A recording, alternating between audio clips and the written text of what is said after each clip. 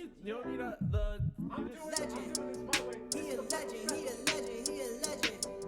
He a legend, he a legend, he a legend. Talking on it though, then He you a can't work legend. it up later. Welcome to the league, to the league, to the league, to the league, to the league of items.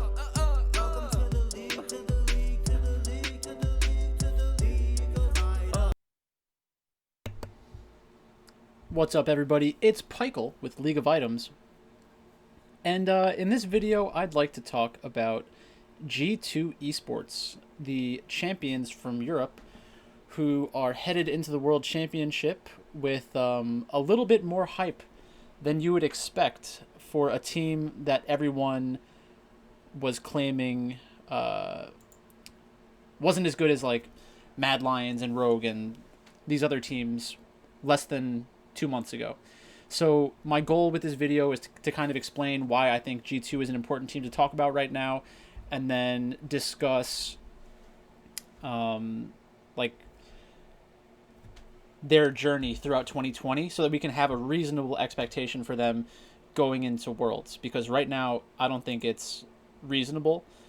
So a lot of fans from the West want a Western team to be good at the World's Championship, and just because we want that to be the case doesn't mean that it is the case, or that it should be the case. The goal of Worlds is to crown the best team in the world, period, not who the fans want to see be the best team in the world. So Tim from Oracle's Elixir posted an article today which kind of attracted my attention, and also I made a video recently about ranking the 2020 Worlds teams, and there were a lot of great comments on that video. Thanks to everybody who commented. If you have an opinion that you want to share with me, I respond to everyone as long as they're it's a real comment, and I defend myself, and we can have a good back and forth that's healthy and like not being mean to one another. But basically, Tim put together a panel with Empire, who's the scout and who is the head scout and analyst for Evil Geniuses. I've gone back and forth with him a few times on Twitter. I've been pretty rude sometimes when I say stuff to him, and he has still responded. And like, that was the first time that I ever tweeted at him or whatever, and I was kind of a jerk about it. So that's my bad. Lyric, who you will all know from the LPL broadcasts, formerly a coach. Malacalypse, I've seen this guy on Twitter a decent amount as well. And I don't want to talk about it in this video, but there was a separate thing going on in the League community on Twitter that I should probably talk about, just to give my opinion, so it's clear. Jensen Go, I'm not sure who this is, but apparently he was a coach for Splice. I'm not sure what level of coach he was. Jungle Juice, coach for 100 Thieves. Invert, who I guess that's Inverted Composer from back in the day, coach with Dignitas. The coach of Infinity Esports, Avon, and Tolkien, who's from T1. And I think I'm pretty sure that Tolkien is like the developer that they use. I think he's more. That's all I'm going to say about that. I'm not sure how much I would want to go in depth on that. So he asked a couple of questions. I'm going to answer these questions as well, and then I'll just kind of try to explain why I think it's interesting. So who are the four best teams at Worlds? Top Esports, Damwon Gaming, JDG, G2. Top Esports, JDG, Damwon Gaming, G2. Top Esports, JDG, Damwon Gaming, and then Sunning instead of G2, which is interesting. Then we have Top Esports, G2, JDG, Sunning instead of Damwon Gaming, which is pretty interesting. That's controversial, but it's whatever. Jungle Juice said Damwon Gaming, Top Esports, DRX, and G2, so leaving out JDG. Invert said Top Esports, JDG, Damwon Gaming, G2. Top Esports, JDG, Damwon Gaming, G2. So these are like the generic answers that we would expect people to give. And then Tolkien said Top Esports, JDG, G2, and Fnatic. So right now, the World's futures that somebody sent to me in a YouTube comment has Top Esports at 180, JDG at 270, Damwon Gaming at 350, G2 at 1100, DRX at 1700, Gen G at 1900, Fnatic at I'll just show it off the screen. I don't know why I'm saying it, but this is a part of my sheet that I give out to people on Discord for like DraftKings and stuff. So I just kind of changed it a little bit for this. Fnatic's 2400, Sunning's 2600, LGD 3,300, Mad Lions 4,000, Rogue 5,000. I know it's missing a lot of teams, but this is just what he shared with me, or she. I'm not sure if it's a he or she. I shouldn't have said that. But this is like the implied win rate, basically of all those teams. So I'll get into that at a different point. But everybody's basically picking chalk answers except for whoever says like Sunning, Fnatic, Genji, like those are almost off the board. So if I was giving my 4 best teams, which I did the other day, let me get that real quick. I'm pretty sure I said Top Esports, JDG,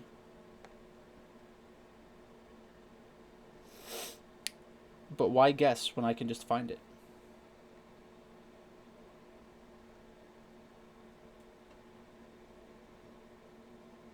Sorry about that. What's up, everyone? Wonders on this. That's me. So I'm getting rid of one. Top Esports, JDG, Damwon Gaming, DRX.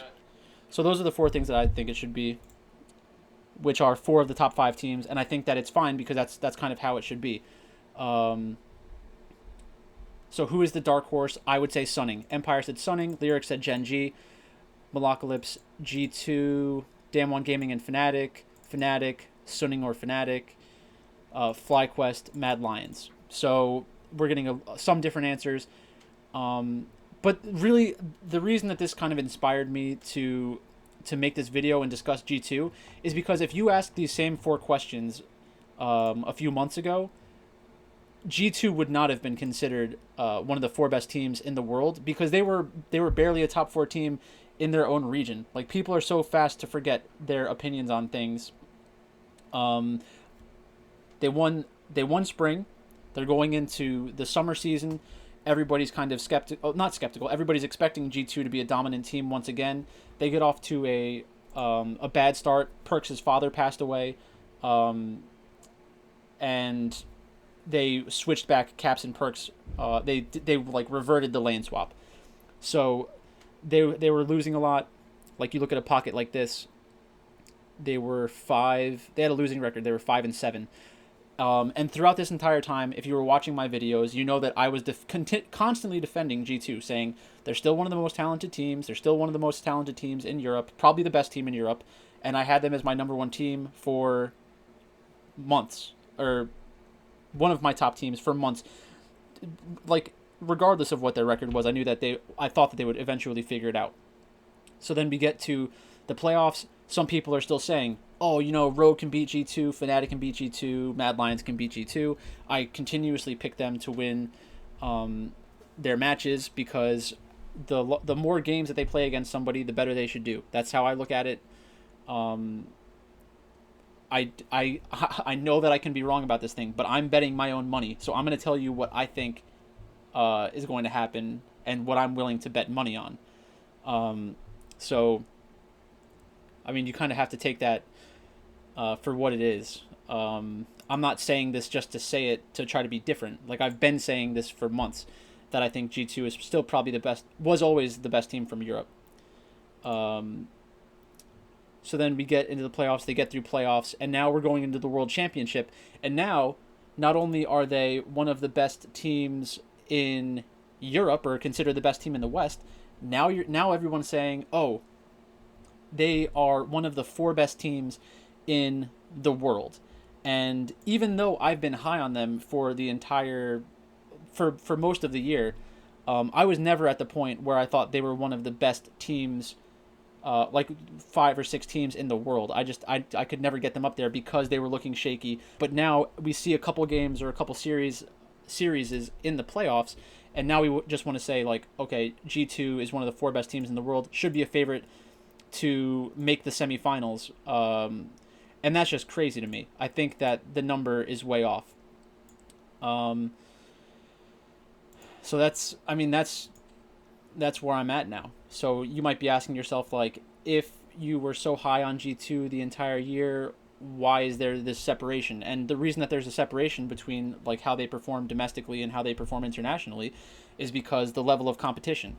So I know a lot of people want to point to different kinds of statistics like goal differential at 15 and things like that, but it's basically impossible to use those statistics to say anything meaningful when you're going into a world championship. That doesn't mean that no one's going to try to make that argument.